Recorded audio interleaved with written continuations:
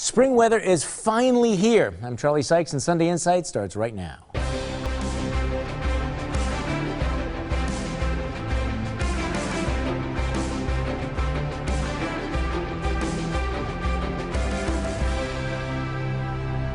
Good morning and welcome to Sunday Insight. In the week that was, tragedy in the air as an Egypt airplane goes down in the Mediterranean, raising new fears over terrorism. The Milwaukee Bucks are victims of a financial data scam. Hey, it could happen to any of us. A $45 million rapid transit line is unveiled. Wisconsin's unemployment rate ticks down to 4.4%. And new twists and turns in the presidential race, with new polls showing Donald Trump actually ahead of Democrat Hillary Clinton. And we'll start with that race. Republicans have had their fights, and now it's the Democrats' turn. Bernie Sanders is not going away anytime soon, with the Democratic split on vivid display last week in Nevada. Meanwhile, Donald Trump continues to consolidate Republican support, releasing a list of 11 candidates that he would consider for the Supreme Court seat vacated by the death of Justice Antonin Scalia. The list includes Milwaukee native and Marquette Law graduate Dianne Sykes. The move is aimed at reassuring conservatives while highlighting the stakes for the high court in the November election. Joining me on our panel this morning, the Milwaukee Community Journal's Mikel Holt, former Republican State Representative Michelle Litjens, political strategist Lynne DeBruin, and media trackers Brian Sikma. Okay, so Brian, how effective will that list of Supreme Court candidates be in reassuring conservatives to support Donald Trump? Well, Charlie, I think that the people that were already conservatives, but are now kind of warming up to Donald Trump, I think it gives them some fodder to say, okay, maybe we made the right choice by warming up to Donald Trump. But people like you and I, who have said from the very beginning that we don't like Donald Trump, and even if he runs as a Republican, that doesn't mean he gets our vote in November. I don't think this list does that much, because Donald Trump, he's a negotiator. He knows how you throw something on the table. There's no package deal here. The only contract that you have as a voter in November is you vote for that person, you put them in the White House. They are free to ignore any campaign promises they make. And Donald Trump has made and already broken a lot of promises this cycle. Okay, but I asked the question, is this a promise or is this just a suggestion? He just said it was a guideline. On the other hand, you got to concede, this is a good first choice. It's a good list. A good first step. And as the Wall Street Journal said, you may not know what Donald Trump's going to do, but you're pretty certain what Hillary Clinton's going to do, right? That's true, but that's a judgment call a lot of Republican voters are going to have to make this fall. Do we want to make a bet on Donald Trump? You don't usually see a candidate who hasn't even been nominated putting up Supreme Court nominees. What was your thought on that? Well, first of all, I wouldn't trust him as far as I could throw him, because remember, he's actually put forward another name back last November, which was his sister, who is a federal judge, and she is known for her pro-choice judicial activism. So apparently it's fine for him to nominate, or for the Supreme Court to have a pro-choice activist judge. So I think he swings any which way he wants. That's why he had to put out this list, because that was hanging out there. But this is an issue that galvanizes Republicans. You know, the one thing that I hear, the strongest argument is, you may not like Donald Trump, but the Supreme Court is in the balance, and by doing this, he at least highlights that, doesn't he? The Supreme Court is in the balance. But again, just like Lynn said, and none of us believe we can trust him. He's trying to gain some conservative credibility by throwing these names out there. But, you know, does it really mean anything? And, you know, Brian alluded to it. The people who don't trust him, we're not going to trust him regardless what he says. Okay, Mikel Holt. Come on now. Both you and Brian have taken a small but significant step towards Donald Trump because of this list. This is, for all intents and purposes, the defining issue of this presidential election. And by him coming up with this list, he's gotten some of you who were like on the fence to lean, maybe not jump over, but lean towards him, because he's going to make this issue, and you know what the alternative is. So no, it was a smart. Michael's totally right. But he hasn't promised. Well, that's it. And if, for example, the Democrats were to get control of the Senate, you could know that the author of The Art of the Deal would be negotiating with Chuck Schumer, and you're one tweet away from somebody else doing it. But I got to give him credit. I think it was a smart political move. I think this was necessary but not sufficient in getting conservatives over. I thought another part of the list, though, was good, and obviously Dianne Sykes is my former wife. But the number of non-coastal Harvard, Yale graduates on all this has become kind of a thing. You know, the number of judges and justices from throughout the country, including for the possibility of the first Marquette University law graduate. I mean, that I think was kind of interesting. But I'm still never Trump, even though he sent me a note over the weekend. Hey, but the other big story is that, I mean, look, you're a Democrat. Are you starting to get nervous here? Because I mean, I'm telling you, we are at a moment where we could actually see the Republican Party more united than Democrats. No, I'm not actually that nervous. First of all, remember, you guys are farther along in your process. You only have one candidate left. Right. We still have two. Right. I will get nervous if once we're down to one, if the ousted candidate, which I'm assuming will be Bernie Sanders, if he doesn't rally around the candidate. He has actually been calling, kind of very quietly calling Democrats on the Hill, assuring them that he'll back her once she's there. Right. But in public, still so far, he's still very anti. It's Bernie's supporters. Exactly. Well, but he's signaled to them, if he's very clear to them that they need to support her. It won't make any difference. Oh, they're angry, they're frustrated, they don't want to participate in this process. Look what happened to the Republicans. They're now all over. Hillary Clinton is status quo. Republicans are all over Donald Trump. Yes, they are. They're falling like flies. It's unbelievable. Regardless of what happens, she is going to lose those people. Okay, see, this is what's interesting to me is that, okay, I'd assume that Donald Trump was going to get blown out because his negatives are so high, but the reality is that Hillary's negatives are just as high, if not higher. We have the two most unpopular candidates in America who are running against one another right now, and I do think that in the last week there was starting to this growing recognition, oh my goodness, we could actually lose this race.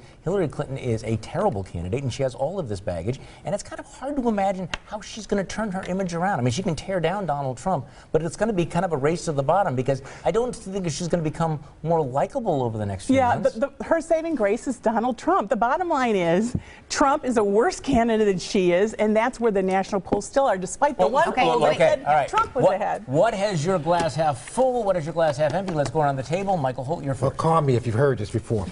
My glass is half full because the state is looking at innovative programs to improve services and cut the cost of family care. My glass is half empty because the proposal being offered is assumed to be a scam to channel control of the program to a for-profit firm whose executive is a former state official. Michelle Litjens. My glass is half full because one of the girls abducted by Boko Haram more than 2 years ago escaped this week. But it is half empty because more than 200 girls remain enslaved by the terrorists. And Michelle Obama's tweeting, "Bring back our girls," isn't going to do it. Lynne DeBruin. Well, my glass is half empty because the Department of Defense paid professional sports leagues $53 million over the last 4 years for game day patriotic tributes to our military. But my glass is half full because sponsored patriotism is now banned, and the NFL will now refund some of our money. Brian Sikma. My glass is half empty because New Balance shoes and a couple of members of Congress being lobbied by the company want to force all members of the military to wear New Balance running shoes even if another brand of shoe works better for them. My glass is half full because conservatives in Congress are pushing back against this absurd case of crony capitalism. I really love that story. My glass is half full because of a new Washington Post poll that shows that 90% of Native Americans say they aren't bothered at all by the Washington Redskins team name. It's half empty because that's not going to stop the PC crowd from continuing their campaign against the team. Our Sunday Insight Countdown shows the final primaries in California and 5 other states are just 16 days away. The Republican National Convention is 57 days from today. The Democratic National Convention begins in 64 days, and the presidential election is 170 days away. We will be right back.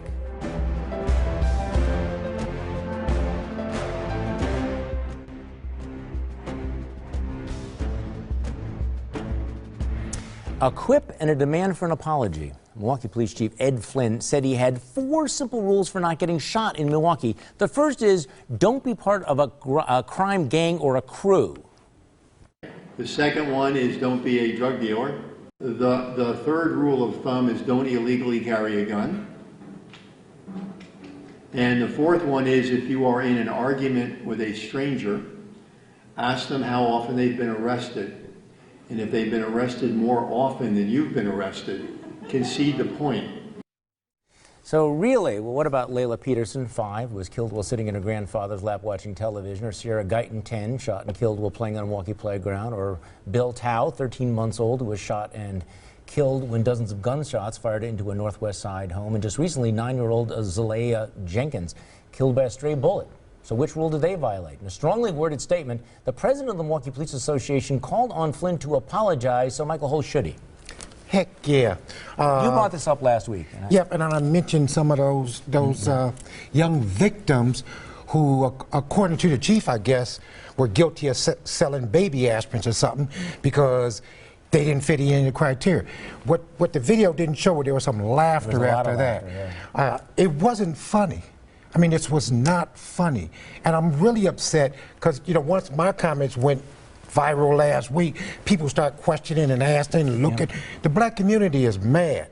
You know, I'm waiting for some of these politicians to step up. He should apologize. As a matter of fact, the mayor should make some statement. He was standing right behind him.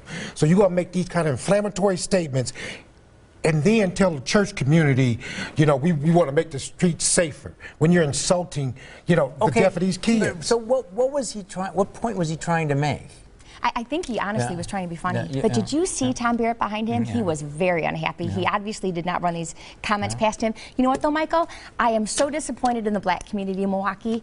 They've seen this happen for years now. They did nothing about it when it came to challenging Tom Barrett for mayor. And Tom Barrett should do something about this because he should never have made those comments. Yeah, I think it was an appalling attempt at humor, but it wasn't funny. I totally agree. I do think he should apologize. You know, in addition to the children you mentioned who are innocent, there's also completely innocent adults. There's women who have been shot by their abusive husbands. There's just bystanders who are being robbed and shot. So there was over 155 killings last year and over something like 600 gunshots that didn't result in death. They can't all have violated those rules. There is a core of truth, of course, in what he is saying, that the vast majority of people who are, are engaged in are gangbangers, are drug dealers, are doing something illegal like that. So I understand why he might have it made sense in his head, but as you point out, in the context of the kinds of violence that we've seen, particularly with the number of innocent kids who have been killed, you would wonder why he would not immediately have put out a clarification. Now, what I find interesting about this is you express the indignation. You say that there's a lot of outrage in the black community. The Milwaukee Police Association issues a public statement demanding an apology.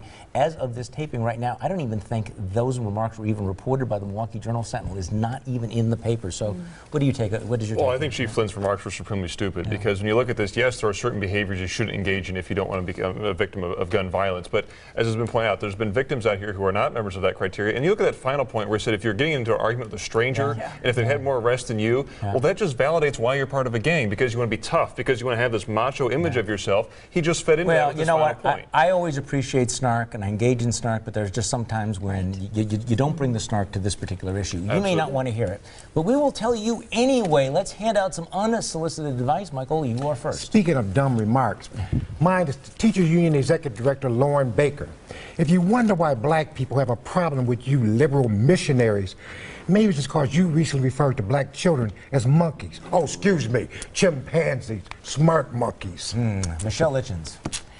To everyone who thinks that the president's new rule about overtime for salaried managers is going to increase their pay, don't count on it. Employers are already starting to restructure their salaried employees as we speak. If an employer could afford to pay you more right now, I promise you they would. Lynne DeBruin. Well, North Carolina, this is the year of our Lord 2016, where most Americans oppose discrimination and believe transgender people should be able to use whatever bathroom they want. Brian Sikma. Well, my unsolicited advice is for Senator Russ Feingold. Don't accuse your Republican opponent of not working to reduce the national debt when you repeatedly voted against a balanced budget amendment multiple times during your 12 years in Washington. Well, my unsolicited advice is to conservatives. Donald Trump made a first good step toward winning your support when he released that list of Supreme Court candidates. But my advice, remember Ronald Reagan's adage, trust but verify. Next on Sunday Inside, what's wrong with having an English-only policy at your restaurant?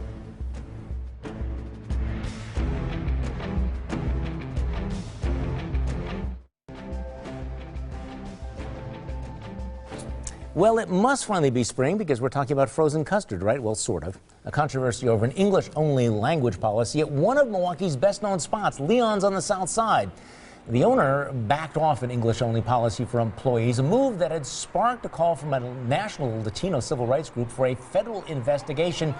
But did he really do anything wrong here, Lynne DeBruin, by telling his employees, look, we just speak English only here? Well, you know, the equal opportunity employment laws, he possibly might have violated those. But even if, and frankly, that doesn't bother me. The bottom line is, even if he didn't violate those laws, I think it was bad business policy. I love Litjens. Yeah. I went there last November with a couple friends, and it just so happened that at that particular time, we were probably the only 3 white people out of about 15 to 20 customers. And so when you're located in a multiracial South Side business location, pissing off a large group of your customers isn't a good idea. Okay, Brian Sikma. Well, look, there's professional grievance mongers out there that are going to get offended by every little thing a business owner does, and I think that the business owner is completely within his rights. Now, he's since retracted that. Yeah. Well, under tremendous pressure. Under tremendous pressure, and so he should be free to make decisions about his private business. We saw this with Facebook recently. You know, conservatives expressed frustration with Facebook. That's all well and good, but you don't call for a federal investigation. Actually, Republicans started floating that idea. I think it was a stupid idea. Yeah. Government shouldn't be regulating what private businesses do. If we as customers don't like it, then don't frequent the business. What I found interesting about the controversy, if you looked at it, you realize, was there really a problem? Because I didn't see any employees who were complaining that they had been victimized or inconvenienced. Not a single person was denied a soft serve frozen custard as a result of the language barrier. The guy who was on television, expressing all of his indignation about this, was speaking in English. So this is one of those problems that seemed to be in search of somebody who was actually damaged by the policy. This was not an issue. This is not an issue. A private business can do whatever they want. But this is a motivation for Donald Trump. It's things like this that tick off a lot of the voters out there. They're just tired of hearing about it, and I think that's one of the reasons why he's doing as well as he is. Well, I think it would have been a good business practice, even though I don't think he violated the law. Yeah. But I think it would be good business practice to have Hispanics who want to communicate to be receptive to this. But it raises this interesting question. Will we soon reach the point where any business, private business, that's located in an area that borders a Hispanic community have to have bilingual staff? Well, would it be the law? Yeah. That he does have bilingual staff. No. I mean bilingual staff legally. Right. Would they be legally required to have bilingual staff to accommodate the community? As long as they don't work more than 35 hours. Well, we haven't gone there yet, but when I go to the ATM machine, it always asks me what language I want to do. This is an interesting question. This business owner obviously knows his business. He knows his customers. He actually has a Hispanic family basically. He was not intending to discriminate against anybody. I don't think this had created any business problem or any inconvenience for his customers. This is one of those stories that was sort of much ado about nothing, but it does show the hair trigger grievance mongers out there, to use Brian's phrases, who will actually then use this businessman as a piñata to make some political point when there was no real problem here. So what is it you don't get? Let's go around the table. Michael, you're first. Well, this one's for Lynn. What I don't get is, if the guy who received the world's first penis transplant learns that it doesn't work, will he then use the men or women's bathroom? It's up to him. Oh, my. Oh, my. Okay. Michelle Litjens. Charlie, I don't get why white liberals are so offended by the Washington Redskins mascot when more than 90% of the Native Americans aren't bothered by it. Lynne DeBruin. I don't get why the Walker administration is still allowing guards instead of nurses to give out medication to children at Lincoln Hills. You'd think that the ongoing federal criminal investigation might prompt them to stop treating kids as throwaways. Brian Sikma. Well, what I don't get is why the Democratic Party of Wisconsin, which professes to hate so-called dark money groups, is claiming that the lawsuit against Wisconsin's voter ID law is being led by, quote, allies who happen to actually be the dark money groups, like One Wisconsin Now and Citizen Action Wisconsin, that the Democratic Party seems to hate. Well, what I really don't get is how America ended up with a presidential race in which we will have to choose between two of the most unpopular politicians in the entire country. We can't do better than that. Next on Sunday Inside, our panel picks the winners and losers of the week. But first, here's your morning news update.